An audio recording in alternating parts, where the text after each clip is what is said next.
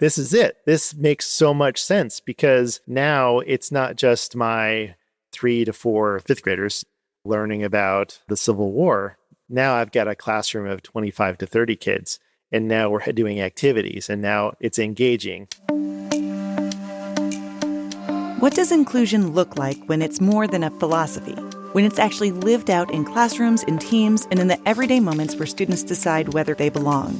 And what does it take for a school to move beyond intention to true inclusion?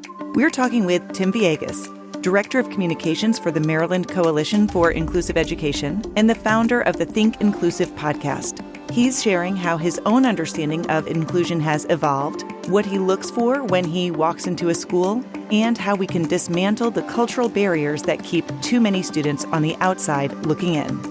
That's straight ahead on episode 295. I'm Emily Kircher-Morris, and this is the Neurodiversity podcast.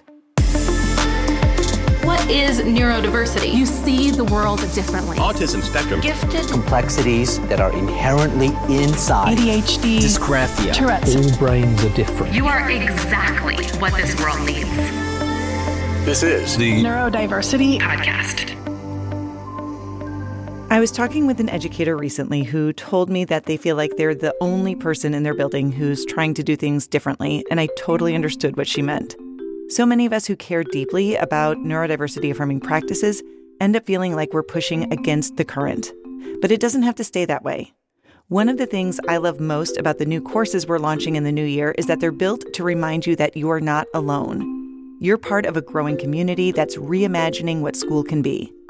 When you dig into these courses, whether it's the Intro to Neurodiversity, the Behavior course, or the one that breaks down what neurodiversity-affirming teaching actually looks like, you're learning alongside people who believe in the same kind of future for kids as you. Parents, educators, counselors, all coming together with a shared intention to do better by neurodivergent students. And there's something just really powerful about that, something energizing. If you want to be one of the first to access the new courses as soon as they're released, head on over to neurodiversityaffirmingschools.com/courses and fill out the form so we can keep you in the loop. We will, of course, put a link in the show notes, too. All right, Tim Villegas is with me in a minute. On a recent episode of the Neurodiversity podcast. All of that makes it hard to remember things, want to be out with people, do those self-care things like remembering to eat and sleeping well. And then when you have ADHD, that's also still remembering to do things, whatever way ADHD is impacting you and your executive functions. Not that they're the same, but in some ways they really hit you in similar ways. And when you mash them together, it's almost like exponentially or more, just dealing with all of it. And grief is very emotional, whether, again, it's from you finding out something that you feel like you should have known long ago or someone dying. Emotional regulation with many of us with ADHD can be hard to really control it and manage it. And so it can just crush together in like a tidal wave. That's episode 289, Adult Diagnosed ADHD, Grieving What Might Have Been. Find it wherever you get your podcasts.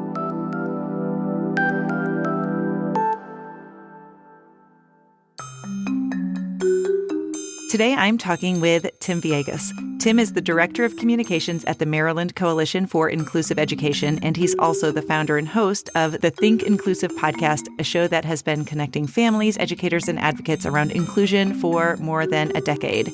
Before stepping into his leadership role at MCIE, Tim spent years as a special education teacher and instructional coach, which really grounds his work in what inclusion looks like in day-to-day classrooms. Through both his podcast and advocacy, he has become a leading voice for inclusive education, helping schools reimagine what belonging looks like and centering the voices of students and their families. So, Tim, I am so glad to talk to you today. I'm happy to be here. Thank you for inviting me. So I want to start off and talk about the fact that you have described yourself as an inclusionist, which is a powerful word, but also one I think might mean different things to different people. When you use that term to describe yourself, what does that mean to you personally? Along with that, how has your understanding or definition of inclusion evolved over the course of your career? Inclusionist. I like the term because it's intentionally aggressive. And me sort of well. We've been in the same space and we've had conversations. Mm-hmm.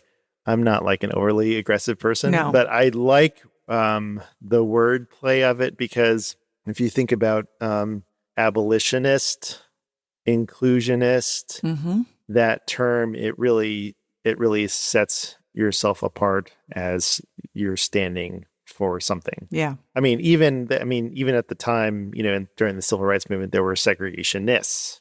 So that stood for something. And so I'm only just thinking about it really right now because I don't have like a pat answer is that I believe that all spaces are for everyone, basically. I think people misinterpret inclusionist, especially in the education context, as, Tim's an inclusionist. He just means he wants all kids with disabilities in general education classrooms with, quote unquote, everyone else all the time, 100% of the time, no matter what. And I would say that is kind of true, but not exactly true. It's the without support that I would contend with. Most people, when they first hear what I have to say, they can't imagine anything different other than one general education classroom where there's students who have identified needs that maybe have an IEP or high support needs, and kids who don't.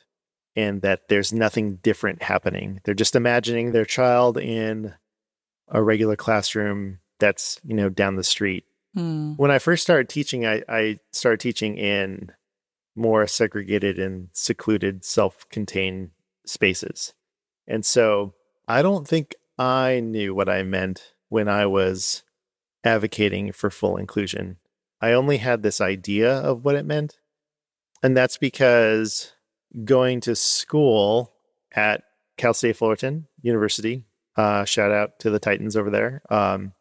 And when I was learning about this theory of education, I had this certain idea of what it looked like. And then when I got my actual job in education, I looked at my students and I'm like, how am I supposed to include these students in general education spaces, settings, classrooms? And it wasn't until I actually started to do the thing, to experience what it looked like and support learners with high support needs, extensive support needs in spaces that are designed for like a general population for students who don't have disabilities, that it made sense to me. I was like, oh, you have to plan, you have to take in consideration the strengths of the child, make sure that that environment is hospitable, inclusively designed. There's all these different things that you want to make sure the environment is right for any student. And so I think this is kind of where I'm landing. And to be honest, Emily, I still struggle with this language. Like, it's really hard for me to get the idea across of what I mean. And so I think where I'm kind of landing is this idea that school should be a place where everyone belongs. So how do we design schools so that no matter who you are, no matter if you're on the autism spectrum, or you have Down syndrome, or you have, dyslexia, or if you're just, you don't have any of those things, and you are, quote unquote, neuronormative learner, right? School can be a place where you belong. We, as an organization, Maryland Coalition for Inclusive Education, that is what we're aiming for. And those are the schools that we are trying to help build with our partners. Can you think of a moment early in your teaching career where that idea really clicked for you? Like, was there one of those light bulb moments or a situation that really stood out where you realized it's not just a philosophy or an aspiration, but that it really can work in classrooms with real students? I want to tell you a story of when I was in an elementary school. Okay. And I taught in a segregated special education classroom for students on the autism spectrum, 3rd, 4th, and 5th grade. Okay. So this was like midway into my teaching career, and I had already started to understand a little bit more about what inclusive education and inclusive practices meant. I had transferred from one elementary school to another elementary school. And when they hired me, when they brought me on, I was like, I'm for inclusion. I want all my students to be in regular classes. And they're like, okay, this is great, Tim. You do know that this classroom is just for students with autism. I'm like, yeah, absolutely. But I'm really excited about putting some of the stuff I've been learning into practice. And so they're like, great, we love it. Do your thing. We're really supportive. And they absolutely were. I had wonderful administration, and they were basically like, if you can figure out how to make it work, let's do it. One of the things that I tried was having a classroom with 3 grade levels. It's really all about scheduling. So if you know anything about how a school schedules, and especially around like specials or like electives, or places call them different things, a certain grade level goes to PE, and then they go to art, or then they go to music, or they go to science, or whatever, like if they have like a lab or something like that. And so I wanted my students that were in 3rd grade to go to 3rd grade PE with every other 3rd grader. And I wanted my 4th grade students to go to 4th grade PE, and so on and so forth. If 3rd grade as a grade level was having a segment of, let's say, social studies, I wanted my 3rd graders to have the opportunity to be in general education classrooms learning social studies with every other 3rd grader. And so what I set up was co-teaching partnerships with some other of the grade level general education teachers. So during when, let's say, Mrs. Smith had 3rd grade social studies segment, I would take my 3rd graders into that class, and they would learn content alongside their neuronormative peers, and I would help co-teach. And that was brand new. Like, I had never done that. My co-teacher at the time, I would say, it was probably less enthusiastic about this idea than I was. But I think she was like, okay, well, let's try it. And this was not easy. This was not an easy thing to do, because not only am I trying to manage the schedule that was in, my classroom, but I was also trying to collaborate with a teacher that I could only find time to spend time with either before school or after school, or some sort of in-between time where I'd like sneak off and be like, okay, let's co-plan together for a little bit. I started this process thinking, I don't know how this is going to go. I just have this idea, this feeling that this is the right thing to do. But it wasn't until later on in the year where I got to see that my students actually were benefiting from the time, in general education. Because as much as I think I'm a great teacher, I felt like I did, a decent job. It's difficult for me as a teacher to teach 3 grade levels worth of content. In my special education class. Let's say I was teaching the social studies lesson, if it was geography, to my 3rd graders. Well, my 4th and 5th graders had to be doing something else. So they were like in the reading corner, or maybe they were, on the computers or whatever.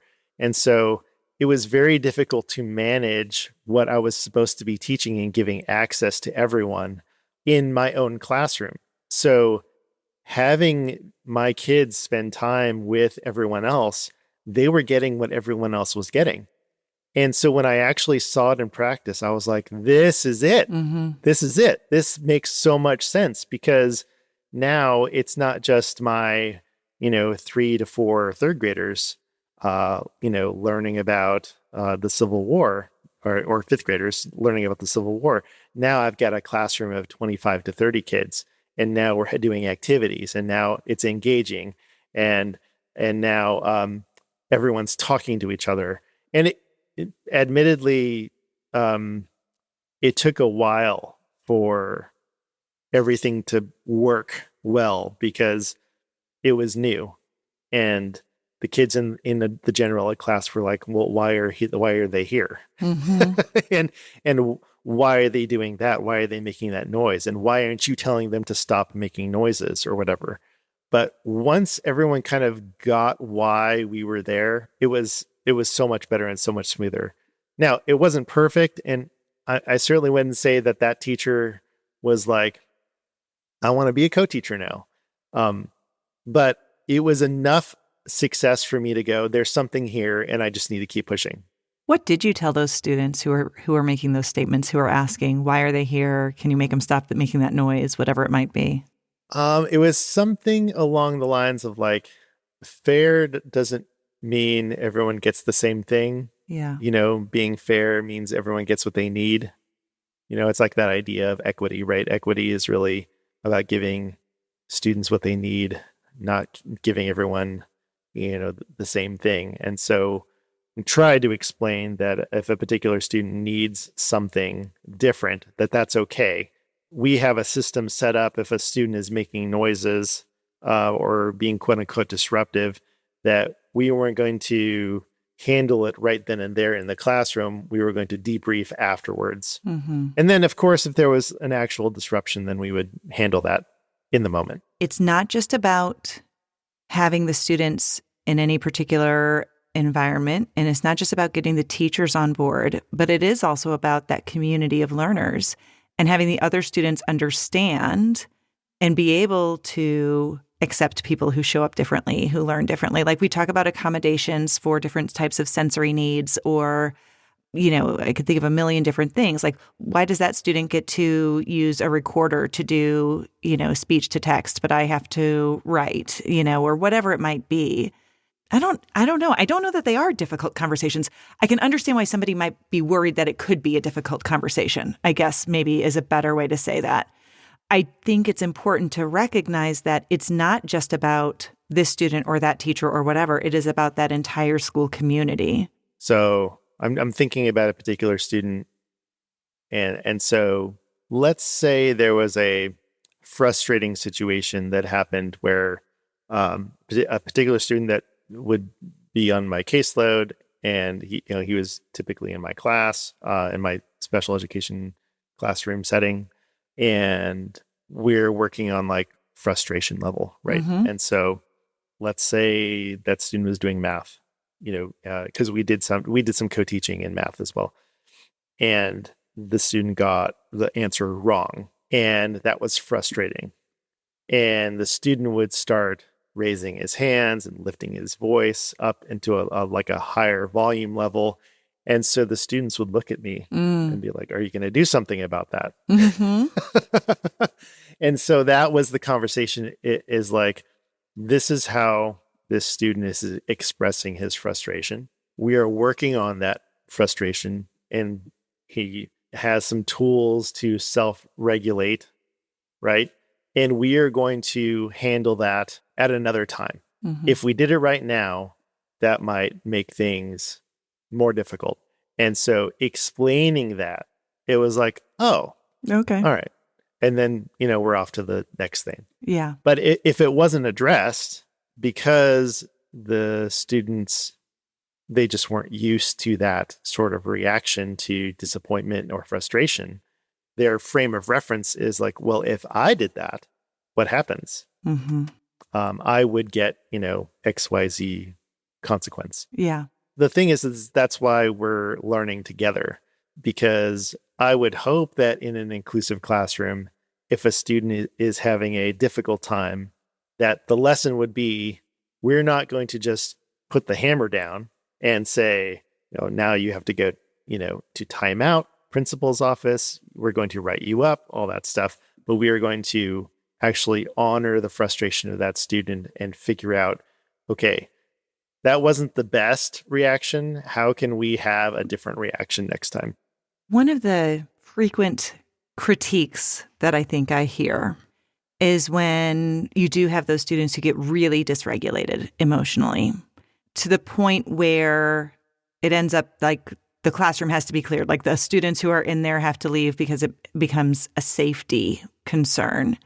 And I think the knee-jerk solution to that often is, well, they shouldn't be in that classroom in the first place. I feel like that kind of aligns with the situation that you're talking about a little bit, but then it kind of escalates even further. How do you respond to that? First of all, if that is consistently happening, for whatever reason, that environment it doesn't feel safe for that student. So we need to think of something else to do. I love that. Yeah. And so that might mean that that student isn't in that space temporarily. And I think in an inclusive school, you can make arrangements for that, whether that is a smaller group, that is in a different class, right? But that's not a placement. And I think that is what we mean. It's like, I think people think, okay, that, quote unquote disruptive student, or that student who's having a difficult time, who's overstimulated, that we're just going to keep them in that general education classroom or space because we have to. And that's just simply wrong. I don't know of anyone who would call themselves an inclusionist and say that. What I would say is, if a student has to be educated in a separate area or space, even temporarily, we're always thinking about, okay, how can we make this place safe for that student to return to? That is the goal.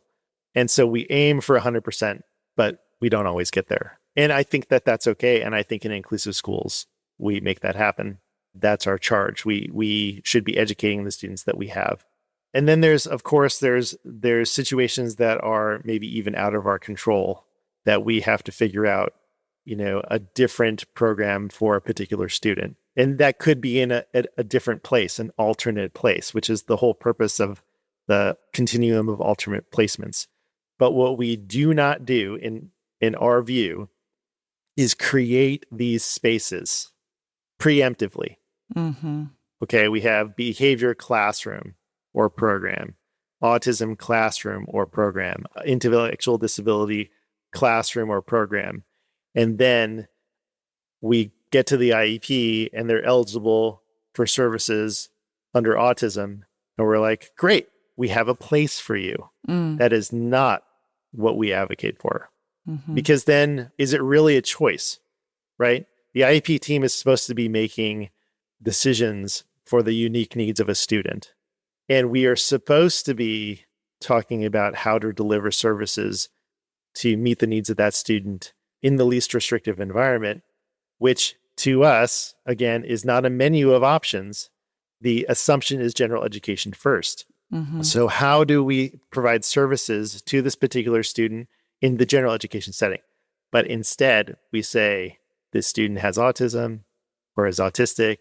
We have a program for that. Won't it be nice? They're going to be here, nice and safe, highly trained people. And then the promise of all of that, we don't actually deliver on. So this might get a little philosophical, but it's something I keep circling back to.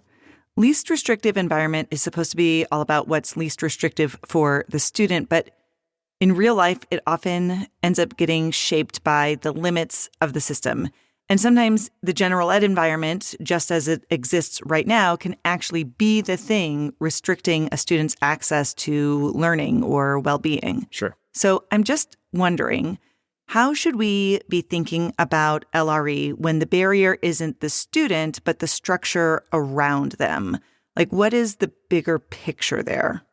Let me pull back just a little bit, because Okay. I think when we have discussions about LRE, right, LRE is supposed to be for an individual child. MCIE is partnering with school districts. It's not in the IEP Process. It's not in the IEP process.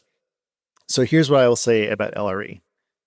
An IEP team, which is supposed to be a family and a school team, has to make decisions about the individual needs of a child, right? You have schools in varying levels of inclusive practices. And so that school team has to make a decision about what's best for the child in that school, in that moment, in that time. That may be that the child is going to be placed in a, I would call, segregated setting, because the family believes that that is the best thing for the child. I am not here to disagree with that.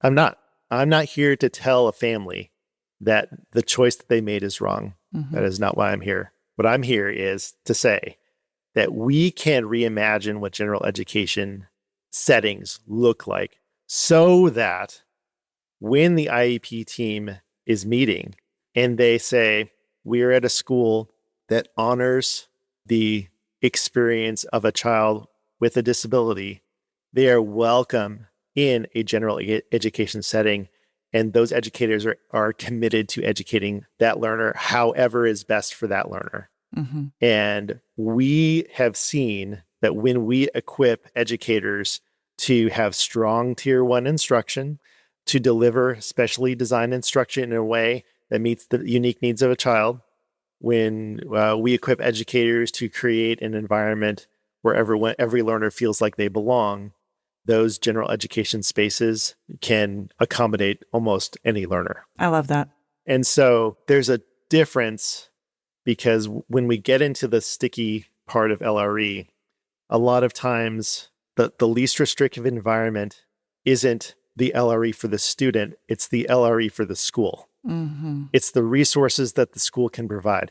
It is not necessarily what the student needs. What the student, the family doesn't even know how, if there was an inclusive environment, how the student would actually experience education and have access to the general curriculum. Mm-hmm. So while in theory, LRE is, for the individual student, what I see or what we see is that you have these predetermined boxes. And Carolyn Teagland, our CEO, talks about, instead of an IEP, you have a group EP. Mm-hmm. It's like, because if you look in these segregated classrooms, right? And if you pull all the IEPs in that one classroom, they all look the same. They all look the same. They all have the same kinds of goals. They all have the same kinds of minutes served.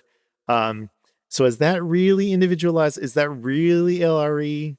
Or is it really serving the convenience of the school? Yeah, that makes sense. I appreciate you kind of elaborating on that. One of the things that I've been thinking a lot about inclusion lately and belonging is there's some research out there that talks about how one of the main things that fosters a sense of belonging for somebody is feeling like they are contributing in a meaningful way. And I feel like for so many neurodivergent students, those opportunities to contribute to a school are few and far between. Like, I think about early elementary school classrooms, and in those classrooms, every student has a job. You've got the line leader, you've got the door monitor, you've got the paper passer out, or whatever it is, but they're contributing in a meaningful way to helping that classroom run, and they have a voice there. But as kids get older, those opportunities become fewer as far as like what's even available, and more exclusive, because you have to apply for it or get a teacher recommendation for it or have a certain GPA. And recently I've just been thinking about it. I get really kind of mad about it, because why can't we build those things into our schools as well? Like, not just about the instruction, not just about the curriculum, but about those things that actually get kids involved and invested and connected in a way that is really meaningful. I mean, I absolutely agree. I think that we need to find more places, that everyone can contribute. It's like this, when we talk about co-teaching, we're really talking about like co-planning, collaborating, co-creating. It's happening together. Mm-hmm. Belonging doesn't happen in a vacuum. Mm-hmm. Think about the places where you feel like you belong, right? I feel like I belong in my family. Certainly when I was working in a school, right? There's a lot of camaraderie. You're on the same team. Like, think about sports. Like, I was playing basketball in high school. These are all places that we feel like we belong. In my church, like I feel like I belong in my church because we hold a shared set of values. Mm-hmm. And so you don't feel like you belong unless you are, like you said, contributing to this sense of community. If I was on a basketball team and all I did was sit on the bench and watched everyone else play, I don't really feel like I belong. Right. But if I'm a contributing member in that team, if people rely on me to, make my jump shots or my free throws, I'm a part of that team. If I'm part of my family and people are not, my kids and my wife aren't relying on me to come through and support everyone else, I'm just a spectator. Mm-hmm. So we do need more places where everyone feels like they belong and are contributing members to the community. So I'll give you an example of what I saw when I visited a school in the state of Washington, Seahome High School. They have, I think, innovative way to support learners with extensive support needs in high school that contributes to their sense of belonging. They have classes, and I'm going to forget the name of the classes, but I'm just going to describe to you what they are. They're essentially life skills classes, right? But they are life skills for every learner. So whether you have a particular disability or whether you don't, everyone takes these classes in high school. And what they do is they all plan events. It's just like one example, right? There's a lot of things that they do, but they're planning I think when I was there, they were planning some sort of like holiday event. Let's say it was a Halloween event, right? And so everyone is involved with planning this event, this school-wide event.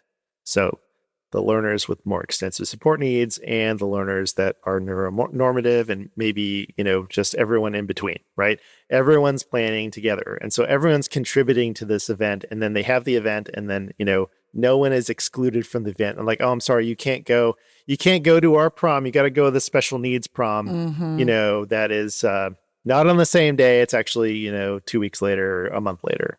And that actually mimics what real life is like, right? We don't have Target and then special Target. Like everyone goes to Target no matter what, because, you need things, or you go to Walmart. But you know what Target and Walmart have? Probably sensory friendly, like shopping hours. Yeah. So Target and Walmart are fundamentally the same store. Absolutely the same store. They have all the same things, but they've accommodated and made it a safer environment for a short period of time for particular people. Yeah. And so that's really what I'm talking about. Like, how can we make schools more like real life? And instead of having these artificial spaces that kids must go to because no one is available or can care for these, particular students with this kind of, extensive support need profiles. Like, it's not real life. Yeah. Tim, I have really enjoyed talking to you today. And as we wrap up our interview, I have one last question for you. So if you were talking to a teacher or a group of teachers who really want to make their classrooms more inclusive, but aren't sure where to start, what is one small shift that you would encourage them to make first? Two things. I think look inward, right? And your own practices and your own mindset. And like, what are the things that I need to change about how I view my students? And how to change that would be to find out and search out for disabled individuals to listen to and to learn from. And I think that for me was a huge mindset shift, is listening to disabled folks explain their experiences in school. Then look outward to wherever you are, whether that is your own classroom or whether that's your school, and ask, where are people missing? Like if you have a school-wide event, who is missing from that event? If you are in the cafeteria, who's missing from the cafeteria? If you have general education classroom colleagues, who's missing? How can you start to bring the community a little bit closer and contribute to the belonging throughout the whole school? And just start asking those questions. And then the last thing I would say is to find people that are like-minded, whether that is at your school or whether that is, an online community. Find people who you can talk to and get ideas from. Yeah. And just keep going. Tim Villegas, host of the Think Inclusive podcast. Thanks for being here today. Thanks for having me.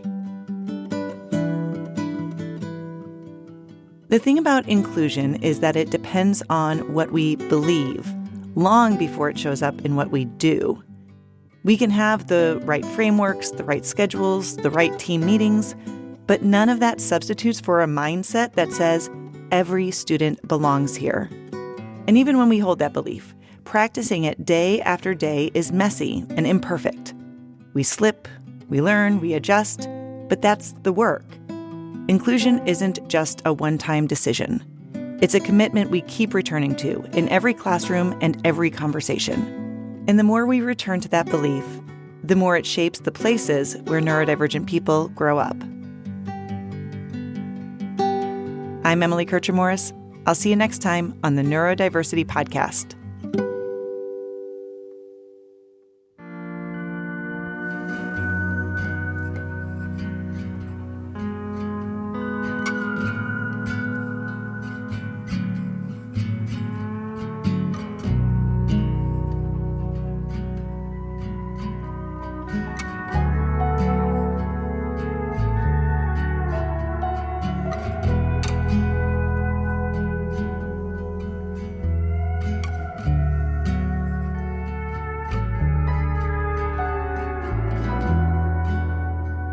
Thanks, Tim Villegas. If you want to connect with Tim, there's a link in the show notes that will lead you to all of his social media accounts and his podcast. Hey, if you are listening when this episode is first released and you're in the U.S., happy Thanksgiving. To everyone else, I will say, hey there. It's a normal week for you. How awesome that must be that you aren't having over 20 people at your house who expect you to feed them the biggest meal they've eaten the entire year, and then clean up that mess. Now, I'm not saying I don't love Thanksgiving, I'm just saying. I'm going to get myself in trouble, so I will just tell you now that our host is Emily Kircher-Morris. Corey Orrick is our office manager and production assistant. I'm the executive producer, Dave Morris. For all of us, thank you for listening, and we'll see you next time.